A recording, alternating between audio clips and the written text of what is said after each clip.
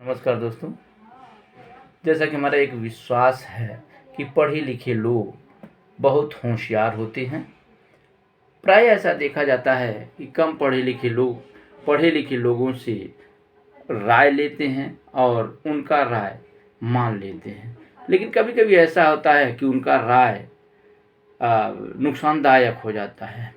इसलिए हमें जो भी करना चाहिए उस पर विचार करके स्वयं निर्णय लेना चाहिए। यह कोई ज़रूरी नहीं है कि अगला व्यक्ति जो है जिससे हम राय लेने जा रहे हैं वह सही ही राय दे दें।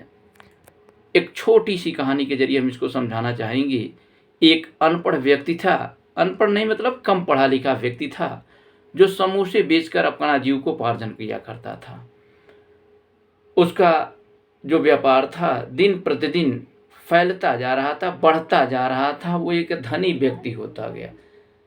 अपने बेटे को पढ़ाया, उसका बेटा बीए पास कर लिया, अखबार पढ़ने लगा, न्यूज़ चैनल से समाचार जानने लगा, देश विदेश की खबरें जानने लगा वो।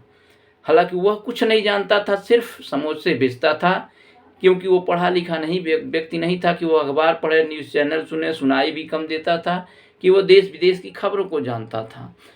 लेकिन उसके लड़के ने कहा कि पिताजी बहुत तेज़ी से मंदी होने वाली है और देश की स्थिति ठीक नहीं है, हमें पहले ही सतर्क हो जाना चाहिए। उसका पिता समझा कि मैं अनपढ़ हूँ, मैं कम पढ़ा लिखा हूँ, इस नाते मेरा बेटा पढ़ा लिखा है, वो जो बात कह रहा है वो सही कह रहा है। इसके अंदर यह बात बैठ गई कि मंदी आने वाली है, हम तबाह होने वाले हैं, जिससे उसका मन समोसे बनाने में नहीं होने लगा, क्योंकि वो मान लिया कि अब हम दिन प्रतिदिन पीछे गिरने लगेंगे। वो अपना जो बोर्ड लगाया था दुकान का उसको उतार दिया।